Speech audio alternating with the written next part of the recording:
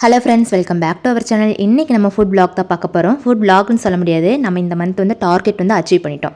So அதுக்காக நம்ம manager sir வந்து நமக்கு ட்ரீட் கொடுக்குறாரு. அந்த வீடியோ தான் இன்றைக்கி பார்க்க போகிறோம். வாங்க வீடியோக்குள்ளே போகலாம். நமக்கு வந்து ட்ரீட் என்ன வாங்கிட்டு வந்திருக்கான்னு நமக்கு தெரியாது, ஓப்பன் பண்ணால் தான் தெரியும். ஆல்ரெடி அந்த பையன் சாப்பிட்ருக்கிறான், பட் எல்லாத்துக்கும் ஒரே தான்னு கேட்டால் தெரியாது. ஸோ எங்களுக்கு வந்து பிரியாணி வந்து வாங்கி கொடுத்துருக்காங்க. அது என்ன பிரியாணி தெரியல, அதனால் அந்த பொண்ணு வந்து தேடிட்டுருக்குறாங்க என்ன பிரியாணியாக இருக்குன்னு. பார்த்தா அது குஸ்கா. அம்மா இப்படி பண்றீங்களேம்மா, என்னம்மா இப்படி பண்றீங்களே. சரி, சிக்கன் பிரியாணி மட்டன் பிரியாணி நினச்சோம். கடைசியில் பார்த்தா குஸ்கா ஒன்றுமே கிடைக்கல. சரி, அடுத்த இது என்னன்னு பார்த்துடலாம். இது என்னவா இருக்கும்? எனக்கு என்னடா தெரியும்.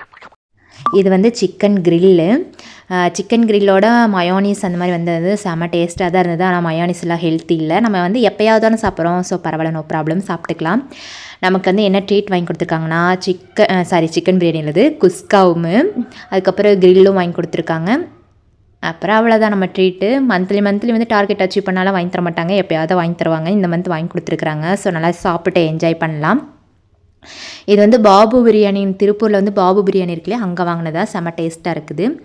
ஆனால் எங்களுக்கு வந்து ஒரு அரை பார்சல் வாங்கினாலே போதும். பட் இது வந்து நிறையா இருக்குது, எங்களால் சாப்பிடவே முடியல.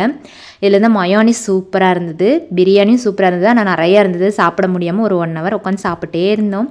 வயிறெல்லாம் நல்லா ஃபுல்லாகிடுச்சு. அதே மாதிரி கிரில் சிக்கனும் அப்படி தான். நாங்களும் ஒரு பீஸ் தான் சாப்பிட்றாள். எங்களுக்கு போய் ஒரு பார்சல் ஃபுல்லாக வாங்கிட்டு வந்துட்டாங்க. அதையே எப்படியே திக்கி முக்கி சாப்பிட்டோம். இது பார்த்திங்கன்னா சால்னா குழம்பு. நீங்கள் திருப்பூரில் இருந்தீங்கன்னா பாபு பிரியாணி வந்து கேள்விப்பட்டிருப்பீங்க. அது வந்து இந்த ஊர் ஸ்பெஷல் இல்லை, அந்த கடையில் நல்லாயிருக்கும். ஸோ நீங்களும் வேணால் அங்கே வந்து ட்ரை பண்ணி பாருங்கள். கடையில் வந்து பிரியாணி வாங்கி சாப்பிட்டு ரொம்ப நாள் ஆச்சு. பெங்களூர் போயிட்டு வந்ததுக்கப்புறம் நான் வந்து கடையில் பிரியாணி வாங்கி சாப்பிடவே இல்லை. ரொம்ப நாள் கழிச்சு ஒரு 2 மந்த் ஆஃப்டர் தான் வந்து வாங்கி சாப்பிட்றேன். வீட்டில் செஞ்சுருக்கோம், பட் ஆனால் கடையில் வந்து வாங்கி சாப்பிடல. கடையில் வாங்கி சாப்பிட்றது அன்ஹெல்த்தி தான், பட் என்னைக்காவது வாங்கி சாப்பிட்டுக்கலாம், நோ ப்ராப்ளம். நீங்களும் இந்த மாதிரி பாபு பிரியாணி வாங்கி சாப்பிட்ருந்தீங்கன்னா நீங்கள் கமெண்ட் பண்ணுங்கள். சாப்பிட ஆரம்பிச்சிடலாம். ஒரு வயாக வந்து மிக்ஸ் பண்ணி சாப்பிட்றாங்க. அவ்வளோதான், நம்ம வீடியோ எண்டுக்கு வந்தாச்சு. இன்னொரு வீடியோட நாளைக்கு பார்க்கலாம். உங்களிடமிருந்து விடைபெறுவது உங்கள் ஹாசினி. டாடா, பபாய்.